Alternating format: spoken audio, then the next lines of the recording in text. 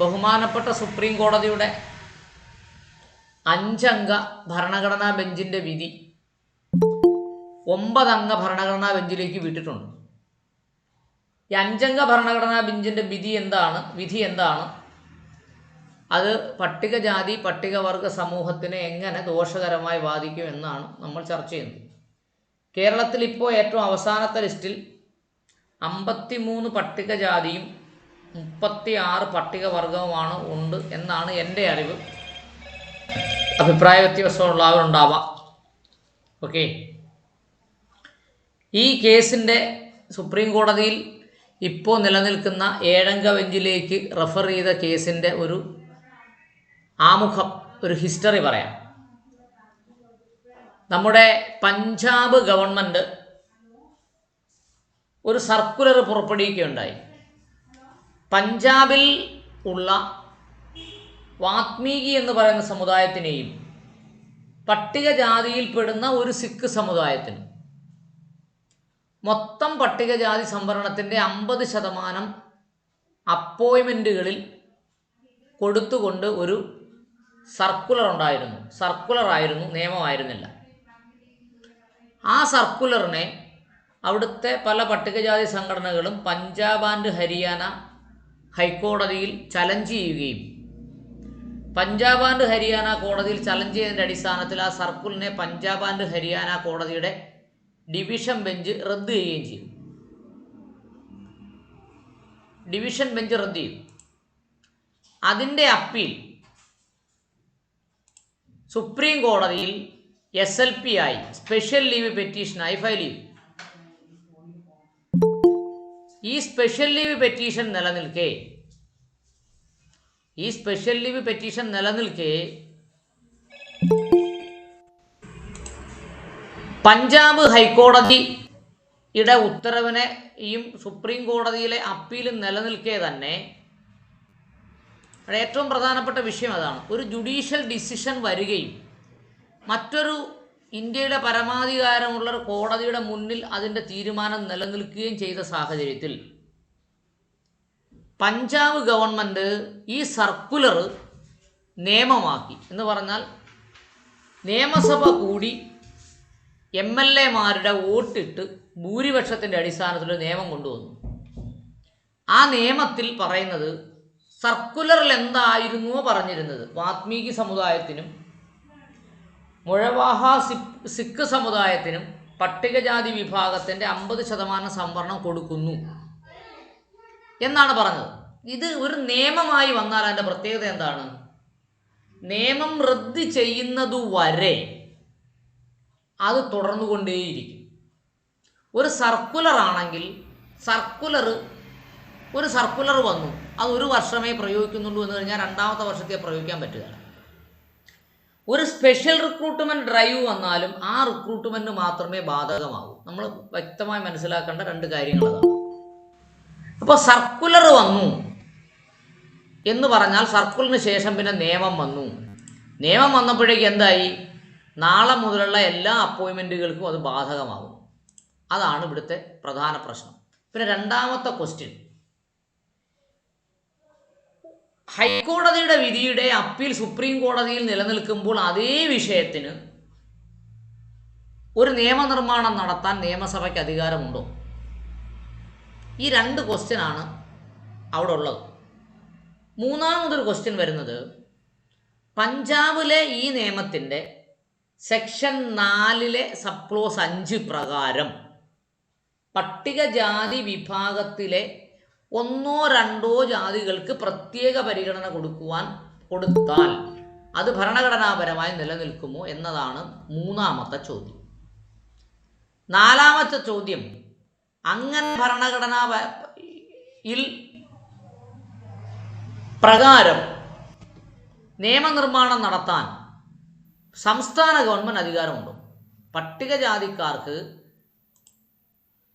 ഒരു വിഭാഗം ജനങ്ങൾക്ക്, പട്ടികജാതിയിലെ ഒരു വിഭാഗം ജനങ്ങൾക്ക് പ്രത്യേക പരിഗണന കൊടുക്കാൻ, മറ്റു പട്ടികജാതിക്കാർക്ക് കൊടുക്കാത്ത പരിഗണന കൊടുക്കാൻ നിയമസഭയ്ക്ക് അധികാരമുണ്ടോ?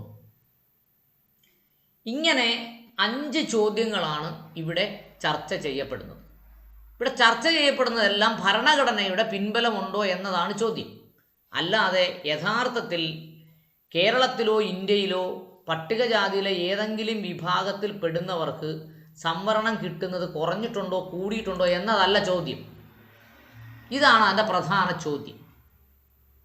ഓക്കെ, ഇപ്പോൾ നമ്മൾ അവസാനത്തെ വാദഗതിയിലേക്ക് പോവുകയാണ്. നമ്മൾ 16 പാരഗ്രാഫ് വരെ എന്ന് പറഞ്ഞാൽ 22 പേജുകൾ വരെ നമ്മൾ കഴിഞ്ഞ തവണ ചർച്ച ചെയ്ത് കഴിഞ്ഞു. അപ്പോൾ ഇനി ചർച്ചയിൽ പങ്കെടുക്കാൻ താല്പര്യമുള്ളവർ ഒരു നോട്ട് ബുക്കോ ഒരു പേപ്പറോ പേനയോ എടുത്തിട്ട് എഴുതി വെക്കണം.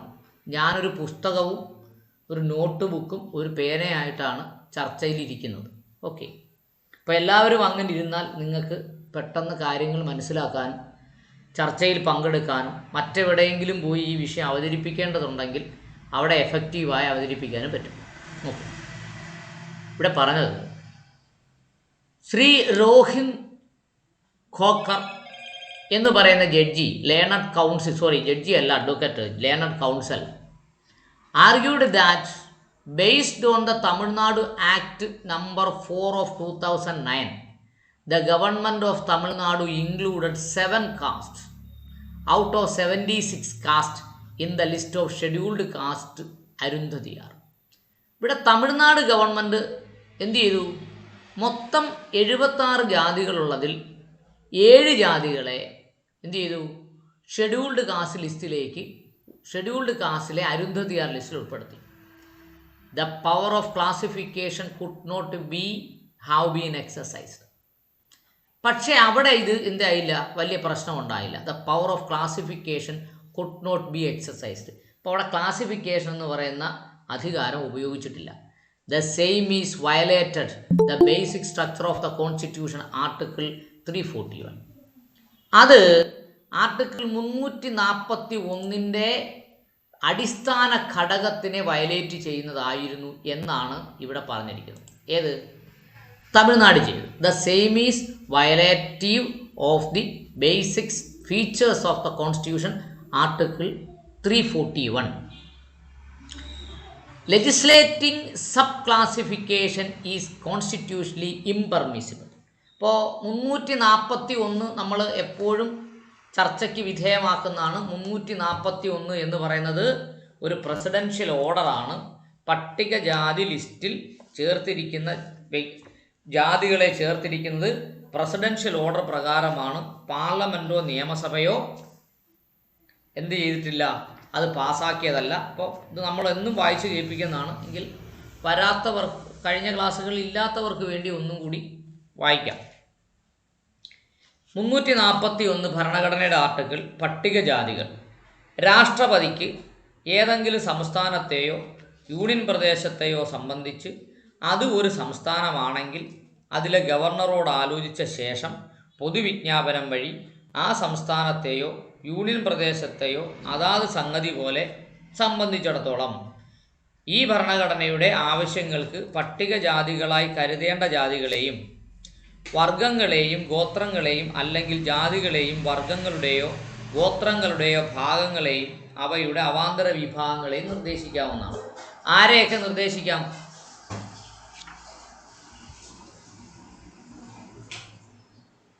അത് പ്രസിഡന്റിന്റെ അധികാരത്തെക്കുറിച്ച് പറയുന്നു.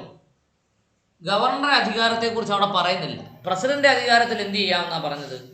ഒരു സംസ്ഥാനത്തെ ഗവർണറോട് കൂടിയാലോചിച്ചുകൊണ്ട് പട്ടികജാതിക്കാരെയും പട്ടികവർഗക്കാരെയും ആരൊക്കെയാണ് എന്ന്, അതിൻ്റെ ഉപവിഭാഗങ്ങൾ ആരൊക്കെയാണ് എന്ന് നിർദ്ദേശിക്കാം. അതിൽ ഗവർണറിന് അധികാരമില്ല.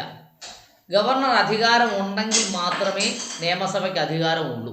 അവിടാണ് നമ്മൾ മനസ്സിലാക്കേണ്ട ഏറ്റവും പ്രധാനപ്പെട്ട കാര്യം. അടുത്തത് പറയുന്നത്, രണ്ടാം ഖണ്ഡം പറയുന്നത് മുകളിൽ പറഞ്ഞത്, അതായത് ഒന്നാം ഖണ്ഡപ്രകാരം പുറപ്പെടുവിച്ചിട്ടുള്ള വിജ്ഞാപനത്തിൽ നിർദ്ദേശിച്ചിട്ടുള്ള പട്ടികജാതിക്കാരുടെ ലിസ്റ്റിൽ പാർലമെൻറ്റിന് നിയമം വഴി ഏതെങ്കിലും ജാതിയെയോ വർഗത്തെയോ ഗോത്രത്തെയോ അല്ലെങ്കിൽ ഏതെങ്കിലും ജാതികളുടെയോ വർഗത്തിൻ്റെയോ ഗോത്രഭാഗത്തെയോ അല്ലെങ്കിൽ അവയിലെ അവാന്തര വിഭാഗത്തെയോ ഉൾപ്പെടുത്തുകയോ ലിസ്റ്റിൽ നിന്ന് ഒഴിവാക്കുകയോ ചെയ്യാവുന്നതാണ്. ഇവിടെ വളരെ വ്യക്തമായി പറയുന്നത്, പാർലമെൻറ്റിന് പട്ടികജാതി ലിസ്റ്റിൽ ഒരു ജാതിയെ കൂട്ടിച്ചേർക്കാനും ഒഴിവാക്കാനും അധികാരമുണ്ടെന്നാണ്.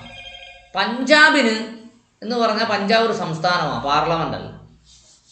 അപ്പോൾ സംസ്ഥാന ഗവൺമെൻറ് അധികാരം ഉണ്ട് എന്നിവിടെ പറയുന്നതേയില്ല. മാത്രമല്ല, എന്നാൽ മുൻപറഞ്ഞ രീതിയിൽ ഒഴികെ മേൽപ്പറഞ്ഞ ഖണ്ഡപ്രകാരം പുറപ്പെടുവിച്ചുള്ള ഒരു വിജ്ഞാപനത്തെ അതിനുശേഷം ഏതെങ്കിലും വിജ്ഞാപനം വഴി വ്യത്യാസപ്പെടുത്തുവാൻ പാടില്ലാത്തതാണ്. ഇവിടെ എന്താ പറഞ്ഞേക്കുന്നത്? പാർലമെൻറ്റിൻ്റെ ഇടപെടൽ കൂടാതെ തന്നെ 341 ആർട്ടിക്കിളിൻ്റെ പ്രസിഡൻഷ്യൽ അധികാരത്തിനകത്ത് കൈകടത്താൻ പാടില്ലാത്തതുമാകും. കൂട്ടിച്ചേർക്കുകയോ ഒഴിവാക്കുകയോ ചെയ്യാത്തതുമാകും. ഏതിന്? 341 അധികാരത്തിലെ. അതുകൊണ്ട് the legislating sub classification is constitutionally impermissible. അപ്പോൾ നിയമനിർമ്മാണ സഭ സബ് ക്ലാസിഫിക്കേഷൻ നടത്തുന്നത് ഭരണഘടനാപരമായി അനുവദിക്കാൻ പാടില്ലാത്തതാകുന്നു എന്നാണ് ഇവിടെ ഉന്നയിച്ചേക്കുന്ന പ്രധാനപ്പെട്ട വാദഗതി. ഇനി ഇപ്പോൾ വക്കീലന്മാർ പറഞ്ഞ വാദഗതികൾ അവസാനിച്ചു കഴിഞ്ഞു. ഇനി കോടതി ഈ നിയമത്തെ, ഈ വിഷയത്തെ ചർച്ച ചെയ്യുകയാണ്. അതാണ് ഡിസ്കഷൻ. കണ്ടോ, ഡിസ്കഷൻ എന്ന് പറഞ്ഞാൽ കോടതി വിലയിരുത്തുന്നതാണ്. 23 പേജാണ് നമ്മൾ ഇനി നോക്കുന്നത്. പിന്നെ ഇത് ജഡ്ജിമെൻറ്റ് നെറ്റിൽ അവൈലബിൾ ആണ്. നിങ്ങൾ അക്ഷയ കേന്ദ്രത്തിൽ പോയിട്ട് നെറ്റിൽ നിന്ന് ഇത് പ്രിൻ്റ് ചെയ്യാമെങ്കിൽ പ്രിൻ്റ് ചെയ്തെടുക്കണം. അത് വളരെ പ്രധാനപ്പെട്ട കാര്യമാണ്. കാരണം ഇപ്പോൾ കേട്ടാൽ മനസ്സിലാകാത്തവർക്ക് അത് വായിച്ച് തറമാക്കിയതിന് ശേഷം വേണം നമ്മൾ ഈ ചർച്ചയിലൊക്കെ പോയി പങ്കെടുക്കാൻ. നമ്മൾ മനസ്സിലാക്കേണ്ട ഒരു കാര്യം, ഇപ്പോൾ കേരളത്തിൽ നടക്കുന്ന ചർച്ചയിൽ ഈ ജഡ്ജിമെൻ്റ് 78 പേജും വായിച്ചുകൊണ്ടൊരു ചർച്ചയല്ല നടക്കുന്നത്. അത് വായിച്ച് മനസ്സിലാക്കാതെയാണ് പലരും ചർച്ച നടത്തുന്നത്. ഞാൻ ഇന്നൊരു ചർച്ചയിൽ പങ്കെടുത്തിരുന്നു. അതിൻ്റെ പ്രധാനപ്പെട്ട ക്രക്സിലേക്ക് അത് പോയിട്ടില്ല.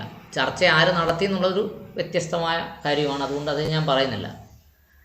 ഇനി ഇ വി ചിന്നയ്യ കേസിൻ്റെ പ്രത്യേകത എന്താ? ആന്ധ്രാപ്രദേശിൽ നിന്ന് വന്ന കേസാണ്. ആന്ധ്രാപ്രദേശിൽ ഇതുപോലെ തരംതിരിക്കൽ വന്നപ്പോഴേക്കും തരംതിരിക്കൽ പാടില്ല എന്ന് സുപ്രീം കോടതി 2005 പറഞ്ഞ കേസാണ് E V Chinnaiah case. E V Chinnaiah, it was held that scheduled caste from homogeneous classes and there would be subdivision and with respect of Indira Sohani following discussion was made. നോക്കൂ, അവിടെ പറഞ്ഞത് ഇ വി ചിന്നയ്യ കേസിൽ supreme കോടതി എടുത്തേക്കുന്ന നിലപാടെന്ന് പറഞ്ഞാൽ പട്ടികജാതിക്കാർ ഒരൊറ്റ ക്ലാസ്സാണ്, homogeneous ക്ലാസ്സാണ്. അതിന് സബ് ക്ലാസിഫിക്കേഷൻ ആവശ്യമില്ല, സബ് ഡിവിഷൻ ആവശ്യമില്ല. Indira Sawhney versus union of ഇന്ത്യയുടെ കേസുമായി അതിനെ എന്ത് ചെയ്യുന്നു? താരതമ്യം ചെയ്തുള്ള ചർച്ചയാണ് ഇനി സുപ്രീം കോടതി നടത്തുന്നത്. സുപ്രീം കോടതിയുടെ ചർച്ചയാണ് കാണുന്നത്. നോക്കൂ, in paragraph number 38 Indira Sawhney case, on behalf of the റെസ്പോണ്ടൻറ്റിന് വേണ്ടി, റെസ്പോണ്ടൻ്റ് എന്ന് പറഞ്ഞാൽ കേസിന് എതിർകക്ഷി, it was pointed out that Indira Sawhney 1992 supplementary 3 2017. Indira Sawhney case 1992 Indira Sawhney കേസിൽ അത് 2217 എന്ന് പറയുന്ന സുപ്രീം കോർട്ട് കേസിൻ്റെ പേജിലാണ് ഈ കേസ് കാണുന്നത് എന്നാണ് അവിടെ 1992 സപ്ലിമെൻ്ററി 3 സുപ്രീം കോർട്ട് കേസ് 217 എന്ന് പറഞ്ഞിരിക്കുന്നത്. ഓക്കെ, ഇപ്പോൾ ഒന്നാമത്തെ സപ്ലിമെൻ്റിൽ 2ാമത്തെ സപ്ലിമെൻ്റിലും ഒക്കെ ഉണ്ടത്. ഉദ്ദേശം 1500 പേജുകളുള്ള ഒരു വലിയ ജഡ്ജ്മെൻ്റാണ് Indira Sawhney case. It is a mini constitutional case എന്നൊക്കെ വിളിക്കും. The court had permitted subclassification of other backward communities. അവിടെ പറഞ്ഞ എന്താണ്? The court had permitted subclassification of other backward community. Other backward community എന്നതിൻ്റെ സബ്ക്ലാസിഫിക്കേഷൻ ഇന്ദിര സൊഹാനി കേസിൽ അനുവദിച്ചിട്ടുണ്ട്. ആരനുവദിച്ചിട്ടുണ്ട്? കോടതി അനുവദിച്ചിട്ടുണ്ട്. As backward and more backward based on their comparative under development. Development എന്ന് പറഞ്ഞാൽ വികസനം, അണ്ടർ ഡെവലപ്മെൻ്റ് എന്ന് പറഞ്ഞാൽ വികസനമില്ലായ്മ. എന്തിൻ്റെ അടിസ്ഥാനത്തിലാണ് ബാക്ക്വേർഡും മോർ ബാക്ക്വേർഡും തീരുമാനിച്ചത്? അവരുടെ കമ്പാരറ്റീവ്, താരതമ്യമായ വികസന കുറവിൻ്റെ അടിസ്ഥാനത്തിലാണ് മോർ ബാക്ക്വേർഡും തീരുമാനിക്കുന്നത്. അതുകൊണ്ട് therefore the similar classification amongst the class enumerated in the presidential list of scheduled caste is permissible in the law. അതുകൊണ്ട് therefore the similar classification amongst the class enumerated in the presidential list scheduled caste is permissible in the law. Scheduled കാസ്റ്റിനെ 341 പ്രകാരം presidential order ആണെങ്കിലും classify ചെയ്യാമെന്ന് 1992 പറഞ്ഞിരുന്നു Indira Sawhney case. Okay, എന്ന് പറഞ്ഞാൽ ഇവിടെ sub classification ആകാമെന്നാണ് supreme കോടതി പറയുന്നത്. We do not think the principle laid down in Indira Sawhney case. നമ്മൾ ഇന്ദിര സൊഹാനി കേസിൻ്റെ പ്രിൻസിപ്പിളിനെ എന്ത് ചെയ്യുന്നില്ല, ഇവിടെ ചിന്തിക്കുന്നില്ല. We do not think the principle laid down in Indira Sawhney case. Indira Sawhney കേസിലെ പ്രിൻസിപ്പിളിനെ കുറിച്ച് നമ്മളിപ്പോൾ എന്ത് ചെയ്യുന്നില്ല, ആലോചിക്കുന്നില്ല എന്നാണ് ഇവിടെ പറഞ്ഞിരിക്കുന്നത്. ഓക്കെ, പിന്നെന്താ പറയുന്നേ, we do not think the principle lay down in Indira Sawhney case 1992 supplementary 3 supreme കോടതി കേസ് 217. അത് മനസ്സിലായി കാണുമല്ലോ. 1992 സപ്ലിമെൻ്ററി 3 217 പേജ് നമ്പറിലുള്ള കേസ് എന്നേ അവിടെ അർത്ഥമുള്ളൂ. ഓക്കെ, അത് 4 sub classification other backward classes can be applied on the precedent law for subclassification or subgrouping of scheduled caste in the precedent list, because that a very judgment itself has specifically held that subdivision of other backward class is not applicable to the scheduled caste and scheduled tribe. നോക്കൂ, ഇന്ദിര സൊഹാനി കേസിൽ പറയുന്നത് OBC sub classification അനുവദിക്കാം. അവിടെ നോക്കൂ, for sub classification or other backward classes can be applicable the president law for sub classification or grouping of scheduled caste in the presidential list, because that very judgment itself is specifically held subdivision or other scheduled caste is not applicable the scheduled caste. ആ ജഡ്ജ്മെൻറ്റിൽ തന്നെ പറയുന്നുണ്ട് OBC sub classify ചെയ്യുന്നതിനെ അനുവദിക്കും. പക്ഷേ SC/ST presidential order ആയതുകൊണ്ട് sub classification അനുവദിക്കും പറ്റുന്നില്ല എന്ന് അതേ ജഡ്ജ്മെൻറ്റിൽ തന്നെ പറയുന്നു എന്ന് ഇവിടെ വളരെ വ്യക്തമായി പ്രതിപാദിച്ചിട്ടുണ്ട്. ഇതൊക്കെ ഈ സബ് ക്ലാസിഫിക്കേഷൻ എതിർക്കുന്നവർക്കുള്ള പ്രധാന പോയിന്റ് ഒന്ന് അതാണ്. This we think is for obvious reason, that is the constitution itself has kept scheduled caste and scheduled tribe list out of interference by the state government. അതുകൊണ്ട് പറയുന്നത് എന്താണ്, 341 പ്രകാരം പ്രസിഡൻഷ്യൽ ഓർഡർ ഉണ്ടായതുകൊണ്ട് the constitution itself, constitution സ്വന്തമായി തന്നെ has kept the scheduled caste and scheduled tribe list out of the interference of the state government. അതുകൊണ്ട് state ഗവൺമെൻറ്റിൻ്റെ ഇടപെടലിൽ നിന്ന് പട്ടികജാതി ലിസ്റ്റിനെ ഒഴിവാക്കിയിട്ടുണ്ട്, ഭരണഘടന തന്നെ ഒഴിവാക്കിയിട്ടുണ്ട് എന്ന് വളരെ വ്യക്തമായി അവിടെ ഇന്ദിര സൊഹാനി കേസിൽ പറഞ്ഞിട്ടുണ്ട്. ഓക്കെ, നിയമപരമായ ഒരു തർക്കത്തിനാണ് കോടതി പരിഗണന കൊടുക്കുക, വസ്തുതാപരമായ തർക്കങ്ങൾക്ക് അല്ല പരിഗണന കൊടുക്കുക. അതിൻ്റെ പാരഗ്രാഫ് 41 പറയുന്നത്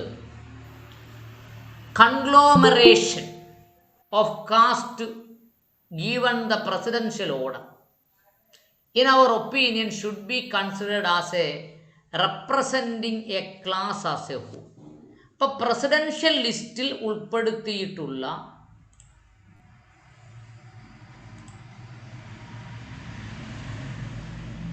ഇവിടെ പറഞ്ഞ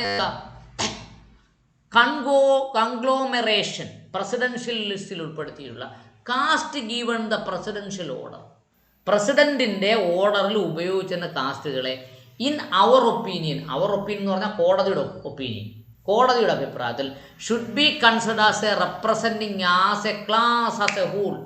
പ്രസിഡൻഷ്യൽ ലിസ്റ്റിൽ ഉൾപ്പെടുത്തിയ എല്ലാ ജാതികളെയും ഒറ്റ ക്ലാസ് ആയിട്ടാണ് പരിഗണിക്കേണ്ടത്. ഇൻ അവർ ഒപ്പീനിയൻ, സുപ്രീം കോടതിയുടെ അഭിപ്രായത്തിൽ should be considered, may be considered എന്നല്ല, അങ്ങനെ പരിഗണിക്കാമെന്നല്ല, അങ്ങനെ പരിഗണിക്കണം. Should be considered as representing as a whole, അതൊരൊറ്റ ക്ലാസ് ആയി തന്നെ പരിഗണിക്കണം. The contrary approach of the high court, അതിനെതിരെയുള്ള contrary approach of the high court, അതിനെതിരെ, കോൺട്രറി എന്ന് പറഞ്ഞാൽ എതിരെ, the contrary approach of the high court in our opinion, ഞങ്ങളുടെ അഭിപ്രായത്തിൽ, സുപ്രീം കോടതിയുടെ അഭിപ്രായത്തിൽ, വാസ് നോട്ട് കറക്റ്റ്. അതിനെ പട്ടികജാതിക്കാരെയും പട്ടികവർഗക്കാരെയും എല്ലാം ഒറ്റ ക്ലാസ്സായി പരിഗണിക്കുന്ന ഒപ്പീനിയൻ എന്തല്ല, കറക്റ്റ് അല്ല. ഇത് എവിടുത്തെ ചർച്ചയാണ്? ഇന്ദിര സോഹാനി കേസിൻ്റെ ചർച്ചയാണ്. The very fact that a legal fiction has been created is itself suggestive, or fact that the legislature of a state cannot take any action which would be contrary to or inconsistent therewith. അവിടെ വളരെ വ്യക്തമായ ഒരു കാര്യം പറഞ്ഞു. The very fact that, ഇതേ വളരെ വളരെ കൃത്യമായൊരു ഫാക്റ്റ് ഉണ്ട്. ഫാക്റ്റ് എന്ന് പറഞ്ഞ സാഹചര്യങ്ങൾ. That a legal fiction has to been created is itself suggestive of the fact that legislative of a state cannot take any action which would be contrary to inconsistent therewith. നോക്കൂ, അങ്ങനെ ഒരു പക്ഷേ പട്ടികജാതിക്കാരിൽ തന്നെ സാമ്പത്തികമായ വ്യത്യാസങ്ങളുണ്ട് എങ്കിൽ, 2, ആ പട്ടികജാതി ലിസ്റ്റിൽ തന്നെ കുറച്ച് പേർക്ക് ജോലി കിട്ടുന്നില്ല എങ്കിൽ, കുറച്ച് പേർക്ക് അഡ്മിഷൻ കിട്ടുന്നില്ല എങ്കിൽ, അതിനെ ഉൾപ്പെടുത്തുന്നതിന് വേണ്ടി, അവരെ ലിസ്റ്റിൽ ഉൾപ്പെടുത്തുന്നതിനോ സബ്ക്ലാസിഫൈ ചെയ്യുന്നതിനോ ആർക്ക് അധികാരമില്ല? സംസ്ഥാന ഗവൺമെൻറ് അധികാരമില്ല എന്ന് വളരെ വ്യക്തമായി ഇന്ദിര സോഹാനി കേസ് പറഞ്ഞിട്ടുണ്ട്. ഇത് നോക്കൂ, അതൊന്നുകൂടെ വായിക്കാം. The very fact that a legal fiction has been created is itself suggestive of the fact that the legislature of the state cannot take any action. State government അതിന് നടപടി എടുക്കാൻ പാടില്ല. Any action which should be contrary or inconsistent therewith. അത് എന്താവും? വളരെ കോൺട്രറിയാണ്, അത് ഇൻകൺസിസ്റ്റൻറ്റുമാണ്, നിലനിൽക്കുന്നതുമല്ല. Contrary എന്ന് പറഞ്ഞാൽ എന്താ? എതിരായിട്ടുള്ളതും നിലനിൽക്കാത്തതും. ഇൻകൺസിസ്റ്റൻ്റ് എന്ന് പറഞ്ഞാൽ നിലനിൽക്കാത്തത്. കോൺട്രറി എന്ന് പറഞ്ഞാൽ ഈ നിയമത്തിന് എതിരായിട്ടുണ്ട്. ഓക്കെ, സ്ക്രീൻ കാണാമെന്ന് വിശ്വസിക്കുന്നു. അടുത്തത്, the very idea of placing different caste or tribes or a group or a part thereof in a state as a conglomeration by way of deeming definition clearly suggests. Screen ഞങ്ങൾക്കില്ല, screen ഞങ്ങൾക്കില്ല. Screen കൊണ്ടാ, ഒരു minute. Thank you. Screen കൊണ്ടുവരാം. രാമേട്ടൻ ആ screen sharing കൊണ്ടുവന്നതാണ്. Screen sharing പോയത് കേട്ടോ. ആരും ആ സിസ്റ്റത്തിൽ കളിക്കരുത് കേട്ടോ. നിങ്ങൾക്ക് കേൾക്കാൻ പറ്റുന്ന രീതിയിൽ സിസ്റ്റം എവിടെയെങ്കിലും ചാരി വെക്കുക. നിങ്ങൾ ഉപയോഗിക്കുന്ന ലാപ്ടോപ്പ് ആണെങ്കിലും ഫോണാണെങ്കിലും അതിൽ ടച്ച് ചെയ്തുകൊണ്ടിരുന്ന കളി മാറും, എനിക്ക് പണി കൂടും.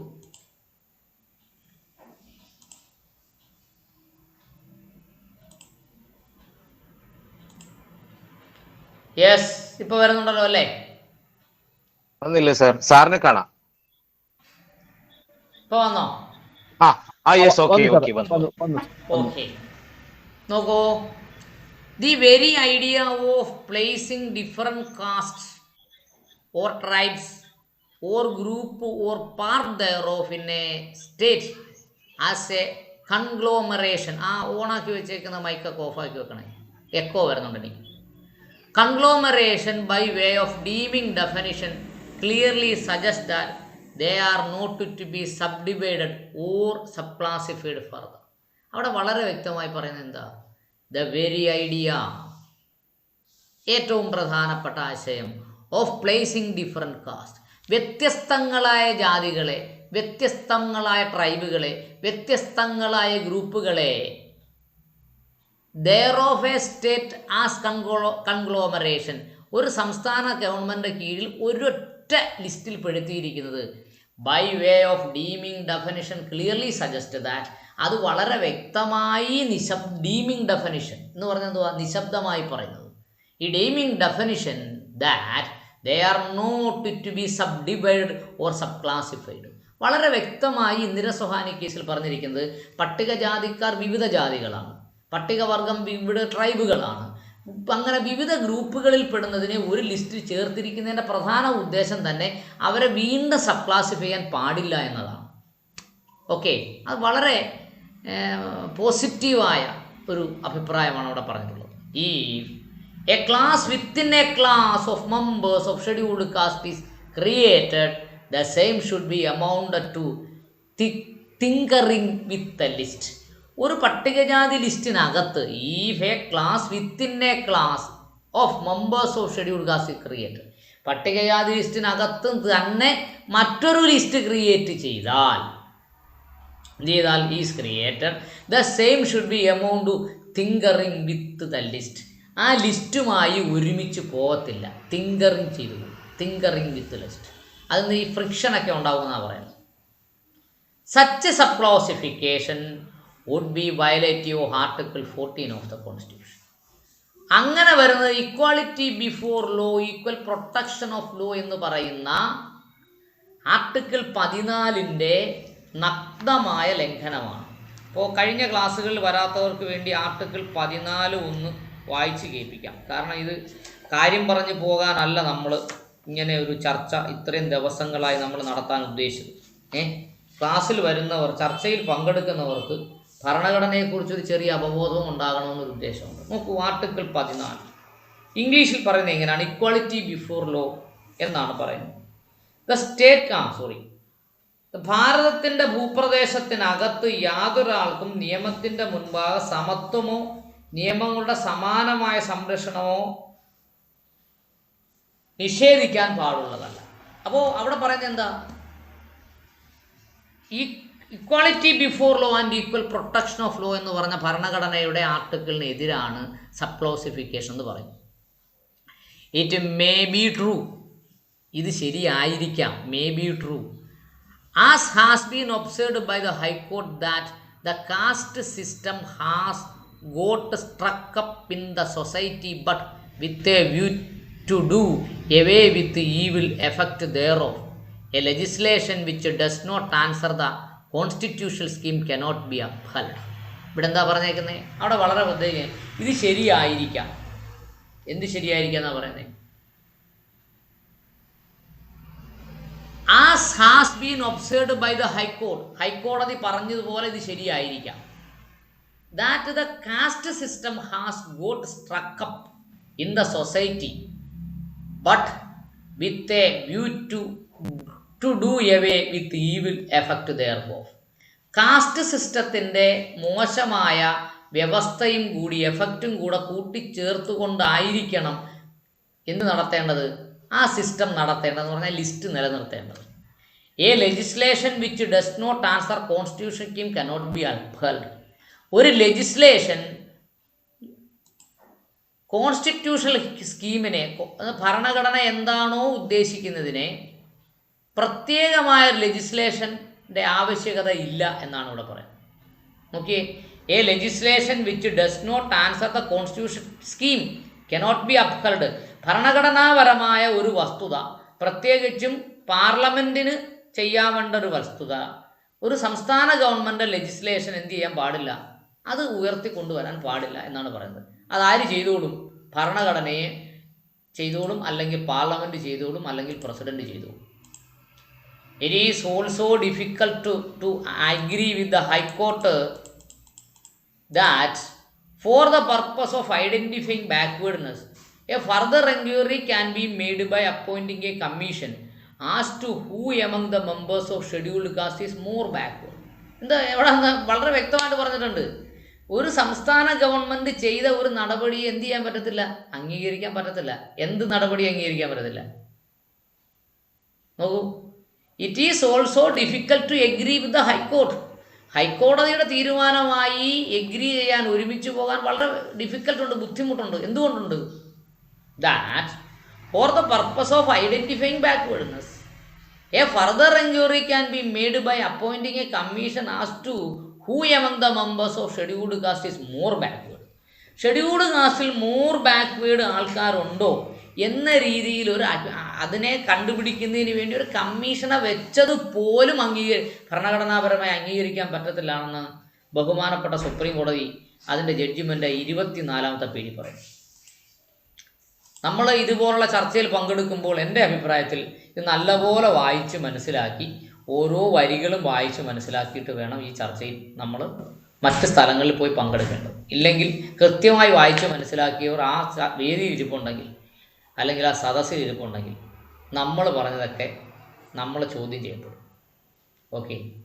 If benefit or reservation are not percolating to them equally, measures should be taken to see that they are given such adequate or additional training so as to enable them to compete with others, but the same would not be mean that in the process of rationalizing the reservation to scheduled caste, the constitutional mandate of Article 14, 15, 16 could be violated.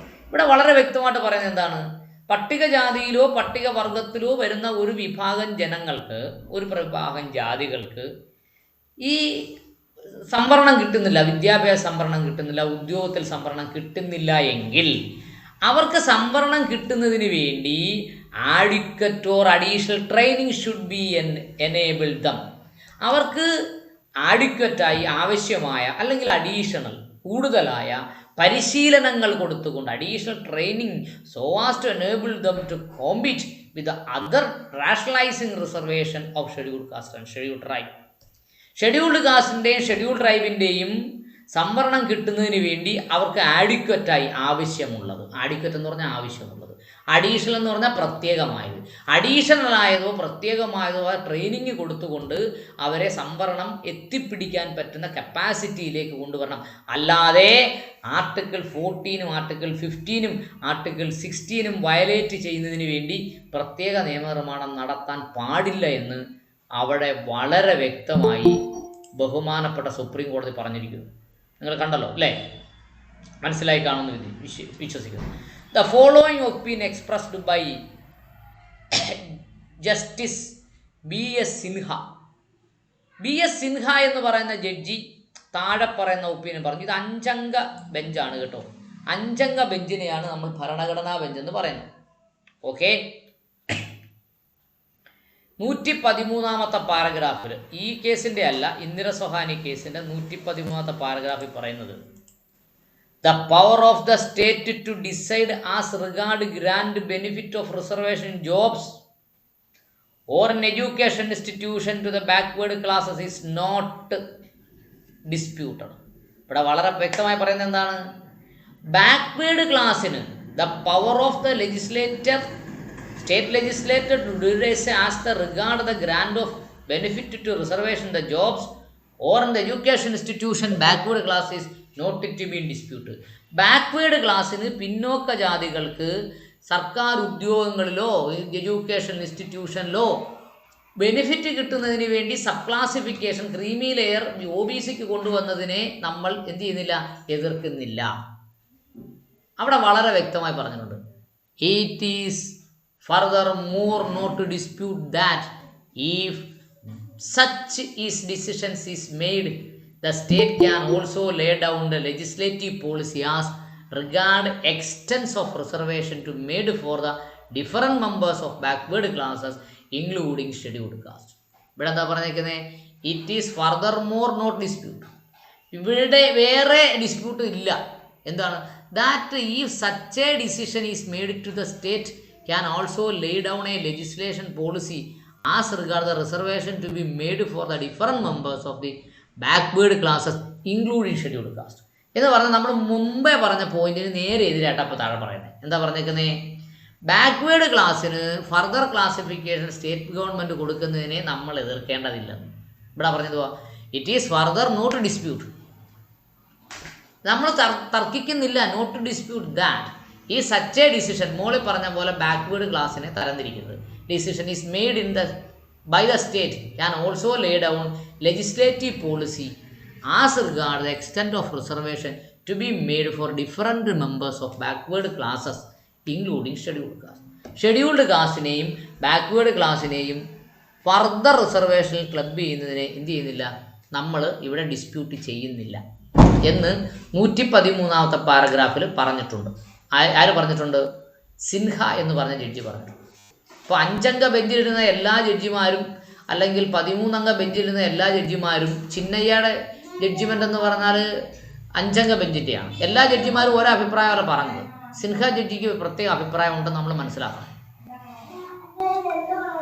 But it cannot be take away the set benefit on the premises that one or other group amongst the members of scheduled caste has advanced and thus is not entitled to entire benefit of reservation.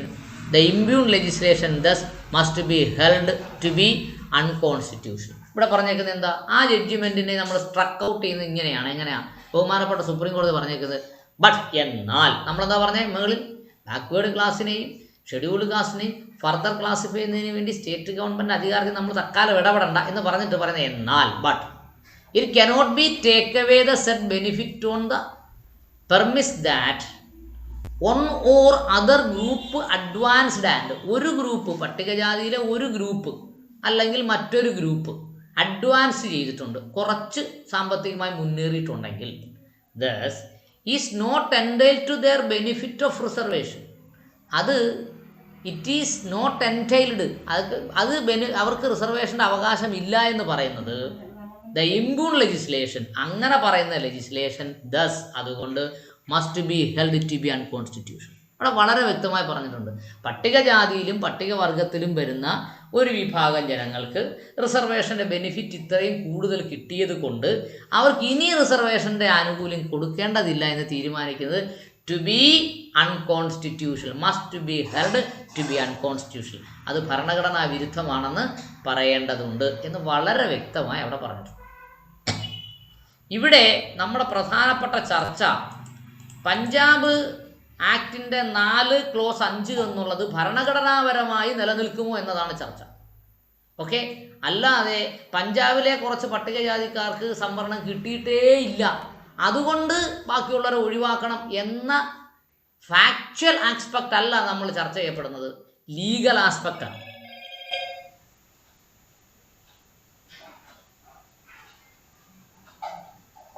Okay, അടുത്ത പറഞ്ഞെന്താ?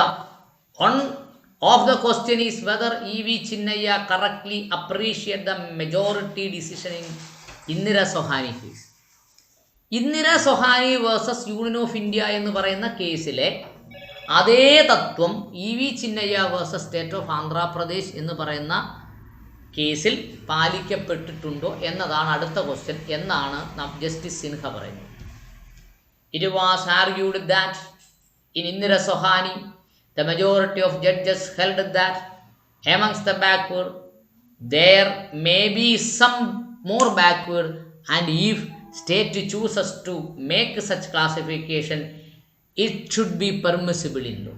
നോക്കൂ, അവിടെ പറഞ്ഞത് it was urged that the Indira Sohani majority judges held the amongst the backward classes. Backward ക്ലാസ്സിലാണ് കേട്ടോ, പട്ടികജാതിയിലല്ല. Backward class എന്ന് പറഞ്ഞാൽ പട്ടികജാതി അല്ല, പട്ടികജാതി എന്ന് പറഞ്ഞാൽ പട്ടികവർഗമല്ല. അപ്പോൾ നമ്മൾ കൃത്യമായി മനസ്സിലാക്കണം. ബാക്ക്വേർഡ് ക്ലാസ് എന്നിവിടെ ഉദ്ദേശിച്ചത് OBC ആണ്. ഓക്കെ, അപ്പോൾ ഈ backward class it is argued that in the Indira Sawhney the majority of judges held that amongst the ബാക്ക്വേർഡിൽ SC-യിലല്ല, there may be some more backward OBC-യിൽ കൂടുതൽ ബാക്ക്വേർഡുകാരുണ്ട്. And if the state choose to make such classification, സംസ്ഥാന government അങ്ങൊരു classification നടത്തിയാൽ, more backward and most backward എന്ന് classification നടത്തിയാൽ it would be permissible in law. OBC-യിൽ ആ ക്ലാസിഫിക്കേഷൻ ആകാം, അത് നിയമത്തിൽ നിലനിൽക്കും എന്നാണ് അവിടെ പറഞ്ഞത്. പട്ടികജാതിയിലാകാമെന്ന് അവിടെ പറഞ്ഞിട്ടില്ല കേട്ടോ. ബാക്ക്വേർഡ് അല്ല ഷെഡ്യൂൾഡ് കാസ്റ്റ്. അതിൽ പറയുന്നത് following is the opinion of B.B. Jeevan Reddy justice for himself and other judges. B.B. Jeevan Reddy എന്ന് പറയുന്ന ജഡ്ജിയുടെ ഒപ്പീനിയൻ ഇതാണ് ഇന്ദിര സൊഹാനി കേസ്. അതാണ് ഇനി പറയുന്നത് 25ാമത്തെ പേജ്. നോക്കൂ, question number 5. Whether backward classes can be further divided into backward and more backward categories. ഇത് പ്രധാനപ്പെട്ട ഒരു ചോദ്യമാണ്. ഒരു ബാക്ക്വേർഡ് ക്ലാസസിനെ വീണ്ടും ബാക്ക്വേർഡ് എന്നും മോർ ബാക്ക്വേർഡ് എന്നും കാറ്റഗറി ചെയ്യേണ്ട ആവശ്യമുണ്ടോ എന്ന ക്വസ്റ്റ്യനെ അനലൈസ് ചെയ്യുകയാണ്. അതിൽ ആ ജഡ്ജിമെൻ്റ് 801 പേജ് നമ്പറാണ്. നമ്മൾ 113 പേജ് നമ്പർ ചർച്ച ചെയ്തിട്ട് 114 ചർച്ചയ്ക്ക് വന്നേക്കുന്നത്, 801. ഇപ്പോൾ കൃത്യമായി മനസ്സിലാക്കണം, ആ ജഡ്ജിമെൻറ്റ് മൊത്തം ചർച്ച ചെയ്യുന്നില്ല. അതിന് ഈ കേസുമായി വരുന്ന ഏറ്റവും പ്രധാനപ്പെട്ട ഭാഗങ്ങൾ മാത്രമേ ചർച്ച ചെയ്യുന്നു. In Balaji 1963 supplementary 1 supreme court record SCR എന്ന് പറഞ്ഞാൽ supreme court record 439 itself held that എന്ന് പറഞ്ഞാൽ 1963 കേസിൽ ഇങ്ങനെ പറഞ്ഞിട്ടുണ്ടെന്ന്, ബാലാജിയുടെ കേസിൽ എങ്ങനെ പറഞ്ഞിട്ടുണ്ട്? That the subclassification made by the order between backward classes and more backward classes does not appear to be justified under Article 15 subclause 4. more backward ക്ലാസ്സിനെ more backward classes എന്ന് തരംതിരിച്ചത് 15(4) പ്രകാരം നിലനിൽക്കില്ല എന്ന് വളരെ വ്യക്തമായി അതിൻ്റെ ഫസ്റ്റ് സെൻറ്റൻസിൽ പറഞ്ഞിരിക്കുന്നു. അപ്പോൾ 15(4) എന്താണ്? 15 എന്താ പറഞ്ഞേക്കുന്നത്? മതത്തിൻ്റെയോ വർഗത്തിൻ്റെയോ ജാതിയുടെയോ ലിംഗത്തിൻ്റെയോ ജന്മസ്ഥലത്തിൻ്റെയോ കണക്കാക്കി ഇന്ത്യയിലെ പൗരന്മാരെ തരംതിരിക്കരുത് എന്നാണ് 15 പറഞ്ഞിരിക്കുന്നത്. 15(4) നോക്കൂ. ഈ അനുച്ഛേദത്തിലെ 29-ാം അനുച്ഛേദത്തിലെയും 2-ാം ഖണ്ഡത്തിലുള്ള യാതൊന്നും സാമൂഹികവും വിദ്യാഭ്യാസവുമായി പിന്നോക്കം നിൽക്കുന്ന ഏതെങ്കിലും വിഭാഗത്തിൽപ്പെട്ട പൗരന്മാരുടെ ഉന്നമനത്തിനു വേണ്ടിയോ പട്ടികജാതിക്കും പട്ടികവർഗക്കാർക്കുമുള്ള വർഗങ്ങൾക്കും വേണ്ടിയോ ഏതെങ്കിലും പ്രത്യേക വ്യവസ്ഥ ഉണ്ടാക്കുന്നതിൽ നിന്ന് രാഷ്ട്രത്തെ തടയുന്നില്ലെന്നാണ് പറയുന്നത്. അപ്പോൾ പട്ടികജാതിക്കാർക്കും പട്ടികവർഗക്കാർക്കും പിന്നോക്കക്കാർക്കും വേണ്ടി പ്രത്യേക വ്യവസ്ഥ ഉണ്ടാക്കുന്നതിന് രാഷ്ട്രത്തെ തടയുന്നില്ല. അവിടെ വ്യക്തമായി നമ്മൾ മനസ്സിലാക്കേണ്ടത് സ്റ്റേറ്റ് ഗവൺമെൻറ്റിനെ തടയുന്നില്ല എന്ന് അവിടെ പറഞ്ഞിട്ടുണ്ട്. രാഷ്ട്രത്തെ തടയുന്നില്ല എന്ന് പറയുന്നതിൻ്റെ ഇൻ്റർപ്രിട്ടേഷൻ, അതിൻ്റെ വ്യാഖ്യാനം എന്താണ്? പാർലമെൻറ്റിനെ തടയുന്നില്ല എന്നാണ്. പാർലമെൻ്റ് എന്ന് പറഞ്ഞാൽ ആരാ? ലോകസഭയും രാജ്യസഭയും പ്രസിഡൻറ്റുമാണ് പാർലമെൻറ്റ്, സംസ്ഥാന government. Not appear to be justified by 15 subclause 4. The Article 15 subclause 4 authorizes a special provision being made for really backward classes. യഥാർത്ഥ പിന്നോക്കക്കാർക്ക് വേണ്ടി പ്രത്യേകം ഒരു പ്രൊവിഷനാണ് ഏത്? 15 clause 4. In introducing 2 categories of backward classes, what the impugned order in the substance purports to do is devised measures for the benefit of all classes of citizens who are less advanced. അവിടെ എന്താ പറഞ്ഞിരിക്കുന്നത്? അങ്ങനെ more backward ക്ലാസ്സിന് വേണ്ടി ഒരു provision introduce ചെയ്താൽ, ഒരു 2 ബാക്ക്വേഡിനെ 2 ക്ലാസ്സായി ഇൻട്രൊഡ്യൂസ് ചെയ്താൽ, വാട്ട് ഈസ് ഇമ്പ്യൂൺഡ് ഓർഡർ? എന്താണ് ഇമ്പ്യൂൺഡ് ഓർഡർ എന്ന് പറഞ്ഞാൽ ചോദ്യം ചെയ്യപ്പെടുന്ന ഓർഡർ എന്താണ്? In the substance purport to devise measures for benefit all the classes of citizen who are less advanced compared to most advanced in the state. സംസ്ഥാന ഗവൺമെൻറ്റിൽ കൂടുതൽ advance ആയ സമുദായം ഏതാണ്? പൗരന്മാർ ഏതാണ്? ലെസ് അഡ്വാൻസ് ആയ പൗരന്മാർ ഏതാണ് എന്നും ആര് പരിശോധിക്കണം? സ്റ്റേറ്റ് ഗവൺമെൻറ് പരിശോധിക്കണം. എങ്ങനെ പരിശോധിക്കണം? Less advance compared to the most advanced classes in the state and that in our opinion, supreme കോടതിയുടെ അഭിപ്രായത്തിൽ, is not the scope of article 15 subclause 5. അതൊന്നും ഏതില്ല? 15 subclause 5ൻ്റെ ക്ലാസ്സിൽ സ്കോപ്പിൽ വരുന്നില്ല എന്നാണ് പറഞ്ഞത്. ദ റിസൾട്ട് അവിടെ പറഞ്ഞെന്താ? The result of the mention method adopted by the impugned order is that nearly 90% of population of the state is treated as backward. Indira Sawhney കേസിൻ്റെ ചർച്ചയാണ് കേട്ടോ.